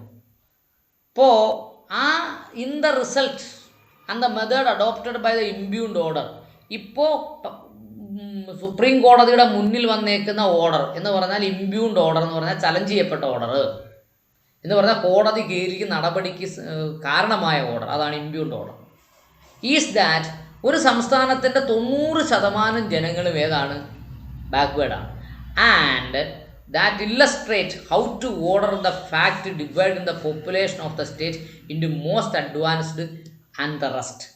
ബാക്കിയുള്ളതിനെ ബാക്ക്വേർഡിനെ നിലനിർത്തിക്കൊണ്ട് മോസ്റ്റ് ബാക്ക്വേഡ് എന്നും മോസ്റ്റ് അഡ്വാൻസ്ഡ് എന്നും അല്ലാത്തത് എന്നും എങ്ങനെ തരംതിരിച്ചു എന്നാണ് ഇവിടെ ചോദിക്കുന്നത്. ആൻഡ് ദാറ്റ് ഇല്ലസ്ട്രേറ്റ് എന്ന് പറഞ്ഞാൽ ഉദാഹരണം പറയുന്നത്, ഉദാഹരിക്കുന്നത് how the order of the fact divide the population of the state into most advanced and rest. ആ ജനസംഖ്യയെ മോസ്റ്റ് അഡ്വാൻസ്ഡ് എന്നും അല്ല എന്നും തരംതിരിച്ച എന്തടിസ്ഥാനത്തിലാണ് എന്നാണ് അവിടെ പറഞ്ഞിരിക്കുന്നത്. And puts the latter into 2 categories of backward and more backward. ഒന്നിനെ advanced class എന്ന് പരിഗണിച്ചു, അതിന് മാനദണ്ഡം എന്താണെന്ന് പറയുന്നില്ല. രണ്ടാമത്തെ കാറ്റഗറിയെ ബാക്ക്വേഡ് എന്ന് പരിഗണിച്ചു, അതിൻ്റെ മാനദണ്ഡം പറയുന്നില്ല. മോർ ബാക്ക്വേഡ് എന്ന് പരിഗണിച്ചു, അതിൻ്റെ മാനദണ്ഡം ഇവിടെ പറഞ്ഞിട്ടില്ല എന്നാണ് അവിടെ ബഹുമാനപ്പെട്ട സുപ്രീം കോടതി ചോദ്യം ഉന്നയിക്കുന്നത്. The classification of 2 categories therefore is not warranted by article 15 സബ്ക്ലോസ് 4. അതുകൊണ്ട് 2 കാറ്റഗറിയെ തരംതിരിച്ച് ഈസ് നോട്ട് വാറണ്ടഡ് ആർട്ടിക്കിൾ 15 സബ്ക്ലോസ് 4. ഇപ്പോൾ വസ്തുതകളെ പ്രതിപാദിക്കാത്തത് കൊണ്ടായിരിക്കാം ബഹുമാനപ്പെട്ട സുപ്രീം കോടതി അങ്ങ് പറഞ്ഞത് അത് അത്യാവശ്യമില്ലാത്തതാണ്. ഏതിൽ? സബ്ക്ലോസ് 5, അത് 15 സബ്ക്ലോസ് 5ൻ്റെ പെർവിയിൽ നിലനിർത്തിക്കൊണ്ട് അങ്ങനെ ഒരു ചർച്ച ആവശ്യമുണ്ടായിരുന്നില്ല എന്ന് പറയുന്നു. അടുത്തത്, the correctness of this holding is questioned before us. The counsel for the respondent. ഇവിടെ എന്താ പറഞ്ഞാൽ ആ ഒരു സെൻറ്റൻസ് പറഞ്ഞാൽ the correction of this holding, അവിടെ എന്താ ഹോൾഡിങ്? അപ്പർ എന്ന് പറഞ്ഞാൽ advanced class, backward class, more backward class എന്ന് പറയുന്ന ക്വസ്റ്റ്യൻ ഒരു കൗൺസിൽ റെസ്പോണ്ടന്റിന് വേണ്ടി ബഹുമാനപ്പെട്ട സുപ്രീം കോടതി മുമ്പിൽ പ്രസൻറ്റ് ചെയ്ത രീതിയായി ഇനി താഴെ പറയുന്നത്. It is submitted that in the principle there is no justification for the said holding. എന്ന് പറഞ്ഞാൽ advanced class, backward class, more backward class എന്നുള്ളതിന് the principle that in the principle there is no justification for that holding, അതിന് ഒരു നീതീകരണവും നിലനിൽക്കുന്നില്ല. It is submitted that even among the backward classes there are some who are more backward than the others, and the backwardness is not and cannot be uniform throughout the country nor even the within the state. എവിടെ പറഞ്ഞേക്കുന്നേ? Backward class എന്ന് പറയുന്നത് അല്ലെങ്കിൽ ബാക്ക്വേഡ്നെസ് ഉണ്ടായത് ഇന്ത്യയിൽ ഉടനീളം uniform അല്ല, ഒരേ രീതിയിലല്ല, സംസ്ഥാനത്തും ഒരേ രീതിയിലല്ല, രാജ്യത്തും ഒരേ രീതിയിലല്ല എന്നാണ് പറഞ്ഞത്. The support of this contention, ഈ കണ്ടൻഷനെ സപ്പോർട്ട് ചെയ്തുകൊണ്ട്, ഏത് കണ്ടൻഷനെ? രാജ്യത്ത് ഒരേ രീതിയിലല്ല, സംസ്ഥാനത്തും ഒരേ രീതിയിലല്ല പിന്നോക്കാവസ്ഥ ഉള്ളത് എന്നതിനെ കണ്ടന്റ് ചെയ്തുകൊണ്ട് contention. The respondent relay upon the observation of Chinnappa Reddy versus Vasanthakumar എന്ന് പറയുന്ന കേസിൽ നെയാണ് അദ്ദേഹം സൈറ്റ് ചെയ്യുന്നത്. എന്ന് പറഞ്ഞാൽ ഇന്ത്യയിലെ പിന്നോക്കാവസ്ഥ സംസ്ഥാനത്തിനകത്തും രാജ്യത്തുടനീളവും ഒന്നും ഒരുപോലെ അല്ല എന്ന് പറയുന്നതിന് വേണ്ടി താഴെ പറയുന്ന സൈറ്റേഷനെയാണ് അവർ സ്വീകരിച്ചിട്ടുള്ളത്. അതും ഇങ്ങനെ പറയുന്നു, അത് അണ്ടർലൈൻ ചെയ്ത് വെച്ചിട്ടുണ്ട്. അണ്ടർലൈൻ ചെയ്ത് വെച്ചത് നമ്മൾ കൃത്യമായി മനസ്സിലാക്കണം. വി എന്ന് പറഞ്ഞാൽ supreme court do not see why the principle there cannot be classification into backward classes and more backward classes if both classes are not merely for little behind but far behind the most advanced classes. In fact, such classification should be necessary to help more backward classes, otherwise those of the backward classes who might be a little more advanced and then more backward classes might walk away within whole seat. ഇവിടെ എന്താ പറഞ്ഞേ? We supreme court do not see why no on principle there cannot be a classification in backward classes. ഇത് backward ക്ലാസ്സിനെ കുറിച്ചാണ് പറയുന്നത് കേട്ടോ, SC ST കുറിച്ചല്ല. അത് ബാക്ക്വേർഡ് ക്ലാസ് എന്ന് പറഞ്ഞാൽ SC ST എന്ന് കരുതരുത്, OBC ആണ്. Backward classes and more backward classes, backward classes എന്നും മോർ ബാക്ക്വേർഡ് ക്ലാസസ് എന്നും പറഞ്ഞിരിക്കുന്നതിനെ ആ പ്രിൻസിപ്പിൾ കനോട്ട് ബി അങ്ങനെ ഒരു ക്ലാസിഫിക്കേഷൻ നടത്തേണ്ട പ്രിൻസിപ്പിൾ മനസ്സിലാകുന്നില്ലെന്നാണ് പറഞ്ഞത്. ഈ both classes are not merely a little behind, രണ്ട് ക്ലാസ്സുകളും are not merely a little behind, കുറച്ച് പിന്നോക്കമല്ല, ബട്ട് ഫാർ ബിഹൈൻഡ്, വളരെ പിന്നോക്കമാണ്. ദ മോസ്റ്റ് അഡ്വാൻസ്ഡ് ക്ലാസ്സസ് ആരുമായി താരതമ്യം ചെയ്യുമ്പോൾ? മോസ്റ്റ് അഡ്വാൻസ്ഡ് ക്ലാസ്സുമായി താരതമ്യം ചെയ്യുമ്പോൾ ബാക്ക്വേഡ് ക്ലാസ് കുറച്ച് പേര് പിന്നോക്കമാണ്, ബാക്കി മോർ ബാക്ക്വേഡ് ക്ലാസ് എന്ന് പറഞ്ഞാൽ അതിലും പിന്നോക്കമാണ്, ഫാർ ബിഹൈൻഡ് എന്നാണ് അവിടെ പറഞ്ഞത്. But far behind most advanced classes comparing to most advanced classes. In fact, such a classification would be necessary to help the more backward classes. More backward classes അത് അങ്ങനെ classification ഗുണം ചെയ്യും. Otherwise ഇല്ലെങ്കിൽ those of backward classes who might be a little more advanced than more backward class might walk away with wool seats. അല്ലെങ്കിൽ എന്ത് ചെയ്യുമായിരുന്നു, backward ക്ലാസ്സിനോടൊപ്പം തന്നെ more backward ക്ലാസ്സും എല്ലാ സീറ്റുകളിലും എന്ന് പറഞ്ഞാൽ ഉദ്യോഗങ്ങളിലും എഡ്യൂക്കേഷണൽ ഇൻസ്റ്റിറ്റ്യൂഷൻ അഡ്മിഷനിലും അവരും എത്തുമായിരുന്നു. അതുകൊണ്ട് ഈ അഡ്വാൻസ്ഡ് ക്ലാസ്സുമായി സംബന്ധിച്ച് മോർ ബാക്ക്വേഡ് ക്ലാസ്സസ് എന്ന് പറഞ്ഞാൽ ഫാർ ബിഹൈൻഡ് ആണ് എന്നാണ് അവിടുത്തെ ഒരു വാദഗതി മുന്നോട്ട് വെച്ചതിനെ ബഹുമാനപ്പെട്ട സുപ്രീം കോടതി കോട്ട് ചെയ്തിട്ടുള്ളത്. ഇനി പറയുന്നത് 802 പാരഗ്രാഫ്. 802 ഈ കേസിൻ്റെ പാരഗ്രാഫ് അല്ല, ഇന്ദിര സൊഹാനി കേസിൻ്റെ 802 കേട്ടോ. We are of the opinion that there is no constitutional or legal bar to state categorising the backward classes as backward and more backward. ഇവിടെ ശ്രദ്ധിക്കണം, SC അല്ല കേട്ടോ. We are of the opinion that, നമുക്ക് ഇങ്ങനൊരു അഭിപ്രായമുണ്ട്. എന്താണ്? There is no constitutional or legal bar. ഭരണഘടനാപരമായി തടസ്സമില്ല, നിയമപരമായും തടസ്സമില്ല. എന്തിന് തടസ്സമില്ല? The state categorising backward classes. ഒരു സംസ്ഥാന ഗവൺമെൻറ് ബാക്ക്വേഡ് ക്ലാസ്സിനെ കാറ്റഗറൈസ് ചെയ്യുന്നതിന് വേണ്ടി നമുക്ക് തടസ്സമില്ല. എന്ത് നിയമപരമായ തടസ്സമില്ല, ഭരണഘടനാപരമായ തടസ്സമില്ല. എങ്ങനെ ക്ലാസിഫൈ ചെയ്യുന്നതിനെ? ബാക്ക്വേഡ് ക്ലാസ് എന്നും മോർ ബാക്ക്വേഡ് ക്ലാസ് എന്നും. OBCയുടെ കാര്യമാണ്. വി ആർ നോട്ട് സെയിങ്, നമ്മളിങ്ങനെ പറയുന്നില്ല ദാറ്റ്. എന്ത് പറയുന്നില്ല? We are not saying that it ought to be done, ഇത് ചെയ്യാൻ പാടില്ല നമ്മൾ പറയുന്നില്ല. We are concerned with the question if the state to make such categorisation whether it would be invalid. അങ്ങനെ ഒരു സംസ്ഥാന ഗവൺമെൻറ് ഒരു കാറ്റഗറി ചെയ്താൽ അത് വാലിഡ് ആണോ ഇൻവാലിഡ് ആണോ എന്നാണ് ഇവിടുത്തെ ക്വസ്റ്റ്യൻ. ഇവിടാണ് നമ്മുടെ കേസുമായി ഉള്ള പ്രശ്നവും അതാണ്. പട്ടികജാതിക്കാരിൽ മോർ ബാക്ക്വേഡ് ഉണ്ടോ മോസ്റ്റ് ബാക്ക്വേഡ് ഉണ്ടോ എന്നതല്ല ഇവിടുത്തെ പ്രശ്നം. അങ്ങനെ ഒരു സംസ്ഥാന ഗവൺമെൻറ് തരംതിരിച്ചാൽ ഭരണഘടനാപരമായി നിലനിൽക്കുമോ എന്നതാണ് ചോദ്യം. We are concerning with the question if the state makes such categorization whether it would be invalid. We think not. അപ്പോൾ ബാക്ക്വേഡിന് പറയുന്നു we think not, അങ്ങനെ ഇൻവാലിഡ് അല്ലെന്ന് നമ്മൾ ചിന്തിക്കുന്നു. Let us take the criteria evolved by Mandal commission. അതിന് വേണ്ടി ആശ്രയിക്കുന്ന ഏതാണ്? മണ്ഡൽ കമ്മീഷനെയാണ്. മണ്ഡൽ കമ്മീഷൻ ശുപാർശകൾ അവരാരും നടപ്പാക്കിയില്ല കേട്ടോ. എങ്കിലും മോർ ബാക്ക്വേഡ് ക്ലാസ് OBC നടപ്പാക്കുന്നതിന് വേണ്ടി മണ്ഡൽ കമ്മീഷൻ കൊള്ളാമെന്ന് പറയുന്നു. Any caste group or classes which scored 11 or more point were treated as the backward classes. 12 അതിൽ കൂടുതലോ പോയിന്റിനെ വെച്ചിട്ടാണ് മണ്ഡൽ കമ്മീഷൻ ബാക്ക്വേഡ് ക്ലാസ്സിനകത്ത് എന്തുണ്ടെന്ന് പറയുന്നത്? മോർ ബാക്ക്വേഡ് ഉണ്ടെന്ന് പറയുന്നത്. ബാക്ക്വേഡ് ക്ലാസ്സിനെ നിർണ്ണയിക്കുന്നതിന് വേണ്ടി 12 പോയിന്റുകൾ അവിടെ പറഞ്ഞിട്ടുണ്ട്. Now it is not as if all several thousands of caste, group, class, code, identical point. അപ്പോൾ ഇവിടെ പറയുന്നത് എന്തുവാ? It is not as if a several thousands of caste, several thousands, ആയിരക്കണക്കിന് ജാതികളിലും ആയിരക്കണക്കിന് ഗ്രൂപ്പുകളിലും ആയിരക്കണക്കിന് ക്ലാസ്സുകളിലും ഒരേ പോയിന്റുകളാണ് എന്ത് ചെയ്യുന്നത്? ആ സ്കോഡ് ഐഡൻറ്റിക്കൽ പോയിന്റ്.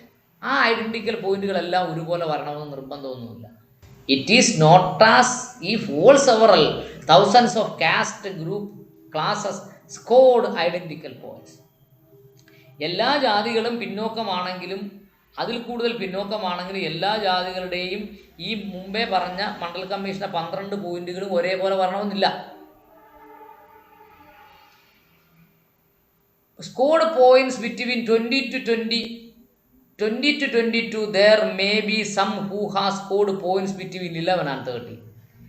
അപ്പോൾ 20 പോയിന്റുകൾ മുതൽ 22 പോയിന്റുകൾ വരെ പിന്നോക്കാവസ്ഥ പരിഗണിക്കുന്നതിന് വേണ്ടി പരിഗണിച്ചപ്പോൾ ചിലർ എത്ര പോയിന്റുകളെ കവർ ചെയ്തിട്ടുള്ളൂ? 11, 11, ചിലർ 13.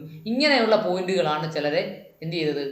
ചില കമ്മ്യൂണിറ്റി കാസ്റ്റ്, ചില കാസ്റ്റ്, ഗ്രൂപ്പ്, ക്ലാസ്, ഈ ഇത്രയും 11 മുതൽ 13 വരെ ക്രൈറ്റീരിയകൾ മാത്രമേ അവർ പെട്ടിട്ടുള്ളൂ. It cannot be reasonably be denied that there is no difference between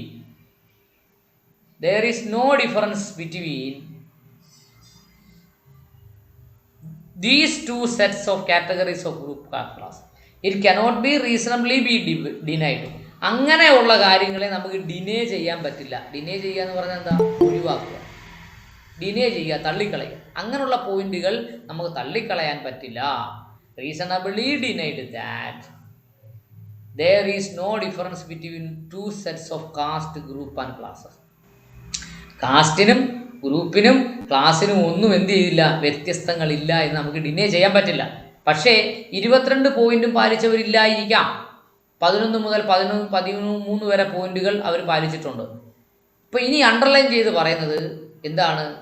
ജഡ്ജിമെൻറ്റിലേക്ക് പോകുന്ന പോയിന്റാണ്. To give an illustration. അങ്ങനെ ഇതിനു വേണ്ടി ഒരു ഉദാഹരണം പറഞ്ഞാൽ, take two occupational group goldsmith and Vaddes, traditional stone cutters in the Andhra Pradesh.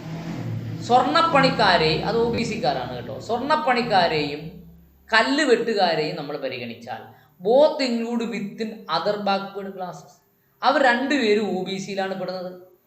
None can deny that goldsmith are far less backward than Vaddes. അപ്പോൾ കല്ലുവെട്ടുകാരനേക്കാൾ അത്ര പിന്നോക്കാവസ്ഥ ഗോൾഡ് സ്മിത്തിന്, സ്വർണ്ണപ്പണിക്കാർക്കില്ല എന്നത് സത്യമാണ്. നോ ക്യാൻ ഡിനേ, ആർക്കും ഡിനേ ചെയ്യാൻ പറ്റില്ല. That goldsmith are far less than backward classes of Vaddes. കല്ലുവെട്ടേരെക്കാളും കുറച്ചും കൂടി ബെറ്റർ ആണ് ആരാ? ഗോൾഡ് സ്മിത്തുകൾ. If both of them are grouped together and reservation provided, the inevitable result would be that Goldsmith would take away all the reservation posts, leaving none for വാഡാസ്. അപ്പോൾ അവിടെ പറഞ്ഞെന്താ? അങ്ങനെ വാദാസിനും ഗോൾഡ് സ്മിത്തിനും ഒരേ കാറ്റഗറിയിൽ സംവരണം കൊടുക്കുകയാണെങ്കിൽ ഗോൾഡ് സ്മിത്തും അവരുടെ മക്കളും എല്ലാവരും എന്ത് ചെയ്യും? എല്ലാ സംവരണവും കൊണ്ടുപോകും. കല്ലുവെട്ടുകാർക്ക് സംവരണം കിട്ടത്തില്ല. ഇൻ സച്ച് എ സിറ്റുവേഷൻ, അങ്ങൊരു സാഹചര്യം വരുമ്പോൾ, the state may think it advisable to make a categorization even among other backward classes so as to ensure that more backward among the backward classes obtain benefit of intention of reservation. അപ്പോൾ അങ്ങനെ വരുന്ന സാഹചര്യത്തിൽ ഇത് നിർദ്ദേശിക്കാവുന്നതാണ്. എന്തിനാണ്? Backward ക്ലാസ്സിനകത്തൊരു group ഉണ്ടാക്കണമെന്ന് പറയുന്നതിനെ നിർദ്ദേശിക്കാവുന്നതാണ് എന്ന് വളരെ അണ്ടർലൈൻ ചെയ്തുകൊണ്ട് അവിടെ പറഞ്ഞിട്ടുണ്ട്. Where to draw the line and how the effect of subclassification is, however, the matter for commission and state, and so long as reasonably done, the court may not intervene. അവിടെ എന്താ പറഞ്ഞേക്കുന്നത്? Where to draw a line and how to effect subclassification. ഈ O B സിയിൽ സംവരണമുള്ളവർ ഉണ്ടെന്നും സംവരണത്തിന് ഒഴിവാക്കുന്നതിനും തമ്മിലുള്ള line വരയ്ക്കുമ്പോൾ, however the matter for the commission and the state and so long as reasonably done, ഒരു കമ്മീഷനെ വെച്ചാലും ഒരു സംസ്ഥാന ഗവൺമെൻറ്റും റീസണബിളി സാഹചര്യങ്ങളെ വിലയിരുത്തിക്കൊണ്ട് എങ്ങനെ ചെയ്യും? The court may not intervene, അവരങ്ങനെ ചെയ്യട്ടെ, കോടതി ഇടപെടണ്ട എന്നാണ് അവിടെ പറഞ്ഞത്. അവിടെ രണ്ടാമത് പറഞ്ഞെന്താ? ഇൻ ദിസ് കണക്ഷൻ, ഇതുമായി ബന്ധപ്പെട്ട് reference may be made to the categorization obtaining Andhra Pradesh. അതുകൊണ്ട് ഒ ബി സിയിൽ കാറ്റഗറി ചെയ്യുന്നതിന് വേണ്ടി ആന്ധ്രാപ്രദേശിന് അംഗീകാരം ലഭിക്കുന്നുണ്ട്. The backward classes have been divided into 4 category. അവിടുത്തെ ആന്ധ്രാപ്രദേശിൽ ബാക്ക്വേർഡിനെ 4 കാറ്റഗറി തരംതിരിച്ചു. A group of comprises aboriginal tribes എന്ന് പറഞ്ഞൊരു ക്ലാസ്, വിമുഖ ജാറ്റിസ് എന്ന് പറഞ്ഞൊരു class, nomadic and semi nomadic tribes, അങ്ങനെ 4 ക്ലാസ്സായിട്ട് ബാക്ക്വേർഡിനെ തരംതിരിച്ചിട്ടുണ്ട്. ദ ഗ്രൂപ്പ് ബി, അതാണ് ഒരു group. 2 group B comprises professional group like tappers, weavers, carpenters, ironsmith, goldsmith, Salins etcetera. അവിടെ രണ്ടാമത്തെ ഗ്രൂപ്പിനെ എങ്ങനെയാണ് തിരിച്ചിരിക്കുന്നത്? ടപ്പേഴ്സ്, വീവേഴ്സ് എന്ന് പറഞ്ഞാൽ തുന്നലുകാർ, കാർപ്പൻറ്റർ അറിയാമല്ലോ, അയൺ സ്മിത്ത് എന്ന് പറഞ്ഞാൽ ഇരുമ്പ് പണിക്കാർ, ഗോൾഡ് സ്മിത്ത് സ്വർണ്ണപ്പണിക്കാർ, ഖംസാലിസ്, അങ്ങനെ 3 ഗ്രൂപ്പിനെ തരംതിരിച്ചിട്ടുണ്ട്. അങ്ങനെ ഒരു രണ്ടാമത്തെ ഗ്രൂപ്പിനെ തരംതിരിച്ചിട്ടുണ്ട്. ഗ്രൂപ്പ് സി, മൂന്നാമത്തെ ഗ്രൂപ്പ്, പ്രിട്ടൈൻസ് of scheduled caste converted to Christianity and their progeny. നോക്കൂ, സി, തമിഴ്നാട്ടിലെ മൂന്നാമത്തെ ക്ലാസിഫിക്കേഷനിൽ പട്ടികജാതിക്കാർ ക്രിസ്തു മതത്തിലേക്ക് പരിവർത്തനം ചെയ്തവരെ ഗ്രൂപ്പ് സിയിലാണ് പെടുത്തിയിരിക്കുന്നത്. അവർക്ക് മാത്രമായ ഒരു group. While the group D comprise all other classes. ഈ മൂന്ന് കാറ്റഗറിയിലും പെടാത്ത എല്ലാത്തിനെയും കൂടെ എടുത്ത് നാലാമത്തെ കാറ്റഗറി പെടുത്തിയിട്ടുണ്ട്. Classes community group which are not included in the A B C. എയിലും ബിയിലും സിയിലും പെടാത്ത എല്ലാത്തിനെയും കൂടെ എവിടെ പെടുത്തി? 4-ൽ പെടുത്തി. ഈ പാരഗ്രാഫോടെ കഴിഞ്ഞാൽ നമ്മൾ ഇന്നത്തെ ഡിസ്കഷനിലേക്ക് പോവാം. The 25% vacancy reserved for proportion to their respective population. This categorisation was justified in Balaram in 1972. അതുകൊണ്ട് ആന്ധ്രാപ്രദേശിലെ ഈ കാറ്റഗറീസിനെ തരംതിരിച്ചത് ശരിയാണ്. എങ്ങനെയാണ്? 1972 കേസ് പ്രകാരം ശരിയാണ്. This is merely to show that even among the backward classes there can be subclassification on the reasonable basis. Reasonable basis എന്താകാം? Subclassification ആകാമെന്ന് വളരെ വ്യക്തമായി ബഹുമാനപ്പെട്ട സുപ്രീം കോടതി പറയുകയാണ്. നമ്മൾ ക്ലാസ് തുടങ്ങിയിട്ട് 1 മണിക്കൂറായി. അതുകൊണ്ട് ഇനി 1 മണിക്കൂർ എന്ന് പറഞ്ഞാൽ 10 മണി വരെ ചർച്ചയ്ക്കുള്ള സമയമാണ് അനുവദിക്കുന്നത്. അതുകൊണ്ട് നമ്മൾ ക്ലാസ് ഇവിടെ നിർത്തുകയാണ്. സ്ക്രീൻ ഷെയറിങ്ങും മാറ്റാൻ ഉദ്ദേശിക്കുകയാണ്. ഓക്കെ, അപ്പോൾ പോയിൻസുകൾ നോട്ട് ചെയ്ത് വെച്ചവരും ഇല്ലാത്തവരും ഇതിനകത്ത് നിന്ന് ചർച്ച ചെയ്യണം കേട്ടോ. ഇത് നമ്മൾ ഭരണഘടന മനസ്സിലാക്കുകയും നാളെ നമുക്ക് ഇതിനെ എങ്ങനെ കൈകാര്യം ചെയ്യാം എന്നതിനെക്കുറിച്ചും ആലോചിക്കുന്ന ചർച്ചയാണ്. മറ്റു കാര്യങ്ങളൊന്നും നമ്മൾ ചർച്ചയിൽ കൊണ്ടുവരേണ്ടതില്ല. ഓക്കെ, ചർച്ചയ്ക്ക് തയ്യാറായിട്ടുള്ളവർ ഞാൻ ഒന്ന് വിളിക്കാം. 18 പേരാണ് നമുക്കുള്ളതെന്ന്. അപ്പോൾ നമ്മുടെ രാമചന്ദ്രൻ, പിന്നെ നമ്മുടെ ലോഹിതദാസ് ചെല്ലപ്പൻ, കഞ്ചു ചന്ദ്രനോ കാടു ചന്ദ്രൻ, ഈ 3 പേര് ആരെങ്കിലും മൈക്ക് ഓണാക്കി സംസാരിക്കും. ഗോപിച്ചേട്ടാ, പെരുമ്പാവൂർ ഗോപിച്ചേട്ടാ നേരത്തെ സംസാരിക്കുന്നു. നേരത്തെ പോകാൻ പരിപാടി ഉണ്ടെങ്കിൽ.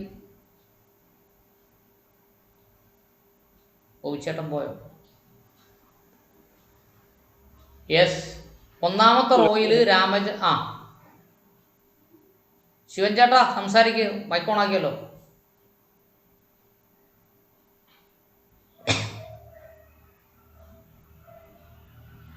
ഇല്ല, ആരുമില്ലേ? രാമചന്ദ്രൻ, ലോഹിതദാസ്. രാമചന്ദ്രൻ സാർ സംസാരിക്കും. ഓക്കെ സാർ, ഞാൻ മലപ്പുറം രാമചന്ദ്രനാണ്. പിന്നെ ഇപ്പൊ ഈ കാര്യങ്ങൾ പറഞ്ഞപ്പോ പട്ടികയിൽ സബ് ക്ലാസിഫിക്കേഷന്റെ ആവശ്യമില്ല. അതിപ്പോ ഈ കേസോട് വെച്ച് നമ്മൾ കേട്ട് മനസ്സിലാക്കിയ കാര്യമാണ്. പിന്നെ ഈ ലിസ്റ്റ് പിന്നെ ഇത് ചെയ്യാൻ വേണ്ടി കേന്ദ്ര ഗവൺമെന്റിന് മാത്രമല്ലേ അധികാരമുള്ളൂ ഇപ്പൊ നിലവിൽ? പാർലമെന്റിനും അതേപോലെ തന്നെ രാഷ്ട്രപതിക്കും? നമ്മുടെ ചർച്ചയിൽ നമുക്ക് ഈ കോടതിയുടെ വിധി പ്രകാരം നമുക്ക് മനസ്സിലാക്കുന്നത് പാർലമെന്റിനും എന്ന് പറഞ്ഞാൽ പാർലമെന്റിന്റെ ഭാഗമാണ് രാഷ്ട്രപതിയും. പാർലമെന്റ് മാത്രമേ അധികാരമുള്ളൂ. അതെ. അപ്പൊ അങ്ങനെ വരികയാണെങ്കിൽ നമ്മളിപ്പോ ഒരു സാമ്പത്തിക സംവരണം എന്നുള്ള രീതിയിൽ ഇപ്പോ പിന്നെ ഒരു 10% പിന്നെ മുന്നോക്ക വിഭാഗത്തിലെ പിന്നോക്കാർക്ക് എന്നുള്ളൊരു പ്രൊവിഷൻ സ്റ്റേറ്റ് ഗവൺമെന്റ് ആണല്ലോ ഇപ്പൊ കൊണ്ടുവന്നത്, അല്ലേ സാറേ? അപ്പൊ അങ്ങനെയാണെങ്കിൽ മുന്നോക്കക്കാരിലെ സംവരണം കൊണ്ടുവന്ന പാർലമെന്റാണ്. അങ്ങനെയാണെങ്കിൽ അത് നിലനിൽക്കും. SC/ST കാര്യത്തിൽ മാത്രമേ പ്രശ്നമുള്ളതാണ് ഇപ്പൊ നമുക്കൊന്ന് മനസ്സിലാണ്, അല്ലേ? അതായത് മുന്നോക്കക്കാർക്ക് പിന്നോക്കക്കാർക്ക് സംവരണം കൊണ്ടുവരുന്നത് പ്രസിഡൻഷ്യൽ ഓർഡർ വഴി ആയിരുന്നില്ലല്ലോ. ഓക്കെ, OBC ലിസ്റ്റും പ്രസിഡൻഷ്യൽ ഓർഡർ വഴി അല്ല. അതാണ് ഞാൻ ചോദിച്ചത് സാറേ. ഈ OBC ലിസ്റ്റിന്റെ കാര്യമാണ് ഞാൻ ചോദിച്ചത്. OBC ലിസ്റ്റിന് സംസ്ഥാന ഗവൺമെന്റ് കൊണ്ടുവരുന്നതിന് തടസ്സമില്ലല്ലോ. ഇല്ല അല്ലേ? അത് എങ്ങനെ വേണമെങ്കിലും ചെയ്യാം. അപ്പൊ അത് കറക്റ്റായി. അപ്പൊ ഇത് ഇക്കാര്യം മനസ്സിലായി. പട്ടികജാതിന്റെ വിഷയത്തിൽ മാത്രമാണ് അതിപ്പോ നമ്മൾ ഇപ്പത്തെ ഈ വിഷയത്തിന് ഈ 7 അംഗ ബെഞ്ചിന് വിട്ടത് കാര്യത്തിൽ വരുമ്പോ അത് സാറ് പറഞ്ഞ പോലെ തന്നെ നിലനിൽക്കുള്ളൂ. കൂടുതലും നമ്മൾ ഈ ചർച്ച ചെയ്ത പ്രകാരം നിലനിൽക്കുള്ളൂ എന്നാണ് എന്റെ ഒരു വിലയിരുത്തൽ. പക്ഷെ ഞാനും മനസ്സിലാക്കിയൊരു കാര്യം, ഇത് നീണ്ടു പോവാണെങ്കിൽ അത്രയും സമയത്തെ ഈ കാലതാമസം ശരിക്കും ഒരു നീതി നിഷേധമായിട്ട് വരില്ലേ? ഇങ്ങനെ ഒരു അല്ല, വിഷയം വരികയാണെങ്കിൽ എന്തായാലും സബ് ക്ലാസിഫിക്കേഷൻ വന്നാലല്ലേ നീതി നിഷേധം ആവുന്നുള്ളൂ. വന്നില്ലെങ്കിലോ? ഭരണഘടനാ ബെഞ്ചിന് വിടുമ്പോൾ അത് താമസമില്ലാത്ത രീതിയിൽ കാര്യങ്ങൾ ചെയ്യാനുള്ള സിസ്റ്റം ഇല്ല, സുപ്രീം കോടതിയിൽ ഇല്ല സാറേ. സുപ്രീം കോടതി 7 അംഗ ബെഞ്ചൊന്നും അവിടെ ഇല്ലല്ലോ. അത് പ്രത്യേകം കോൺസ്റ്റിറ്റ്യൂട്ട് ചെയ്യണ്ടേ? എല്ലാ 2 അംഗ ബെഞ്ചല്ലേ. അല്ല, ഇത് ഇപ്പൊ പ്രത്യേകം പറഞ്ഞിട്ടല്ലേ പിന്നെ ഈ 5 അംഗ ബെഞ്ചിന്റെ വിധി ഇനി പിന്നെ ഒരു പ്രത്യേക ബെഞ്ചിന് വിടുന്നല്ലേ അത് പറഞ്ഞത്. അതെ. അങ്ങനെയാണെങ്കിൽ ഇത് വളരെ വൈകാതെ ഉണ്ടാവുകയാണെങ്കിൽ ഇതൊരു തീരുമാനമാവൂലേ? എന്തായാലും ഇപ്പൊ പിന്നെ നിയമവിരുദ്ധമായി മാറൂലേ സാറേ പിന്നെ സബ് ക്ലാസിഫിക്കേഷൻ വരികയാണെങ്കിൽ? അത് തന്നെ നമ്മൾ പറഞ്ഞേ, സബ് ക്ലാസിഫിക്കേഷൻ വരുമെന്ന് നമുക്ക് ഉറപ്പൊന്നുമില്ലല്ലോ. അല്ല, പല കാര്യങ്ങളും ഈ കോടതിന്റെ വിഷയത്തിൽ ഇങ്ങനെ നീണ്ടു. ഇപ്പൊ നമ്മള് പിന്നെ മറ്റു കേസുകളാണെങ്കിലും ഈ കാലതാമസം വലിയൊരു ഘടകമാണെന്നാണ് ഞാൻ മനസ്സിലാക്കിയത്. അതൊക്കെ ശരിയാണ്. ഇപ്പം ഇത് വരാൻ പോകുന്ന ജഡ്ജിമെന്റ് എന്താന്ന് നമുക്ക് അറിയത്തില്ലല്ലോ. അറിയില്ല. അത് ഒരു യാഥാർത്ഥ്യം. എങ്ങനെ വിലയിരുത്തും നമ്മള്? അല്ല, എന്തായാലും പെട്ടെന്ന് കാര്യങ്ങൾ ചെയ്യുകയാണെങ്കിൽ എന്താ പറയുക, പെട്ടെന്ന് സുപ്രീം കോടതി ഒരു പിന്നെ കാര്യങ്ങൾ നീക്കല്ല വേണ്ടത്, ഈ അവ്യക്തത മാറ്റല്ല വേണ്ടതെന്നാണ് ഞാൻ പറഞ്ഞത്. അതന്നെയാണ് ഞാനും ചോദിക്കുന്നത്. അങ്ങനാണെങ്കിൽ ബാബറി മസ്ജിദിന്റെ കേസ് എത്ര വർഷം നടന്നു? അതെ, അതുകൊണ്ടാണ് ഞാൻ പറഞ്ഞത് പല കാര്യങ്ങളും അങ്ങനെ നീട്ടി പോവാ. അപ്പൊ ജസ്റ്റ് ചെറിയ ഉദാഹരണം പറഞ്ഞത്, അപ്പൊ സർക്കാർ ഖജനാവിന് നഷ്ടം വന്നു എന്നുള്ള രീതിയിലാണ് ഈ ലാവ്ലിൻ കേസ് സുപ്രീം കോടതിയിൽ എത്തിയത്. എത്ര വർഷമായി ഈ കാര്യങ്ങൾ പോയിട്ട്? അങ്ങനെ പല കാര്യങ്ങളിലും ഈ കോടതിന്റെ കാര്യങ്ങൾ താമസം വരുമ്പോഴേ യഥാർത്ഥത്തിൽ നീതി നിഷേധത്തിന്റെ രീതി അതിൽ വരുന്നുള്ളതാണ് ഒരു അഭിപ്രായം.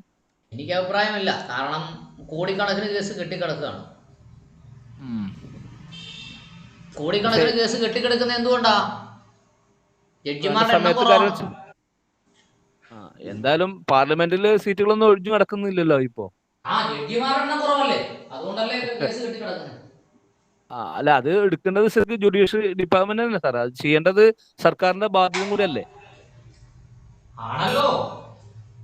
ജഡ്ജിമാരെ സമയത്ത് അപ്പോയിന്റ്മെന്റ് ചെയ്യേണ്ടതും അവർക്ക് സ്ട്രെങ്ത് വർദ്ധിപ്പിക്കേണ്ടതൊക്കെ സർക്കാരിന്റെ പരിപാടിയാണ്. പക്ഷെ ഈ ചർച്ചയ്ക്കകത്ത് നമ്മൾ ഈ പറഞ്ഞ 27 പേജിനകത്ത് വരുന്ന വിഷയമല്ല രാമേന്ദ്രൻ പറയുന്നത്.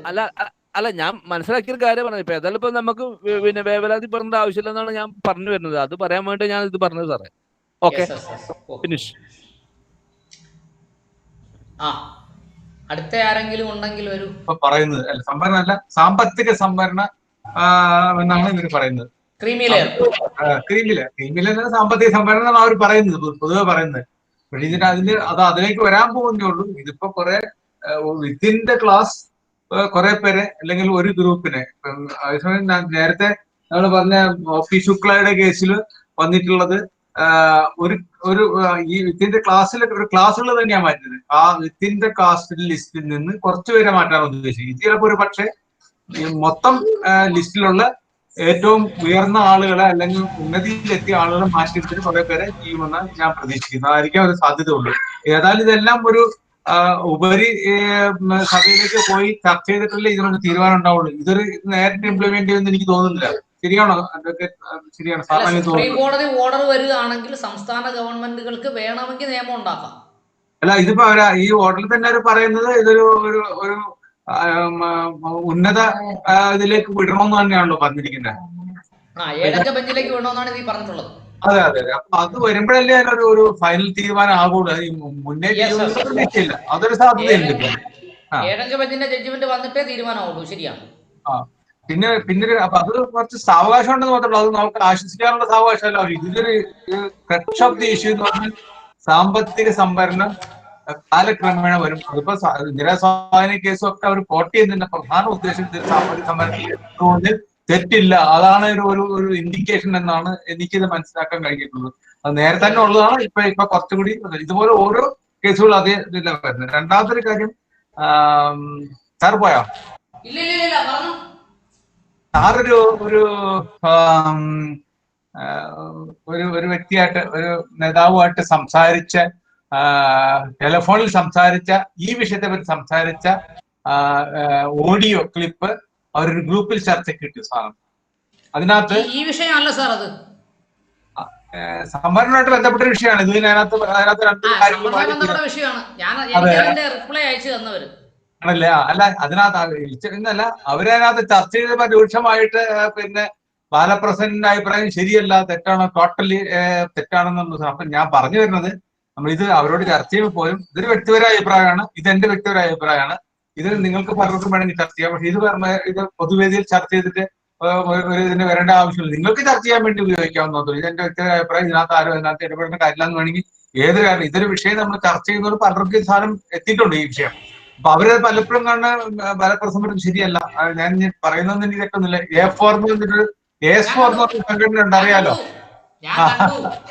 അതുകൊണ്ട് ഞാൻ പറഞ്ഞത്. അപ്പൊ അങ്ങനെ വരുമ്പോൾ ഇതൊരു നെഗറ്റീവ് ഇമ്പാക്ട് ഉണ്ടാക്കുന്നത്. നിങ്ങൾ പറഞ്ഞു ശരിയല്ല, അല്ലെങ്കിൽ ചർച്ച ചെയ്ത് ശരിയല്ല, കോടതി വിധി ശരിയല്ല എന്ന് അവർ പറയണേ മനസ്സിലാക്കി. ഇത് ബാലപ്രസന്നം പറഞ്ഞു ശരിയല്ല എന്ന് പറയുന്നതിന് വിഭജിക്കാൻ പറ്റില്ല. അത് അവരുടെ ഓരോരുത്തരും അഡ്വക്കേറ്റുമാര് പറയുന്ന കാര്യങ്ങൾ പലരും പല വിധത്തിലാണല്ലോ വിഭജിക്കുന്നത്. ഈ കാര്യത്തില് ഇൻ കൺക്ലൂഷൻ ഇത് എന്തായാലും ഒരു സാമ്പത്തിക സംവരണത്തിലേക്ക് മാറാനുള്ള സാധ്യതയാണ് എനിക്ക് കാണാൻ കഴിയുന്നത്. അതാണ് എന്റെ അഭിപ്രായം. അപ്പോ അടുത്ത ആരാണ്? സ്വമേധയാ മൈക്ക് ഓണാക്കിയാൽ ഞാൻ വിളിക്കേണ്ടതില്ലല്ലോ. കറണ്ട് പോയോ? സഹോദരന്മാരെ, കറണ്ട് പോയി. കറണ്ട് പോയാൽ കണക്ഷൻ പോവും, ഡിസ്കഷൻ നിന്നു പോവും.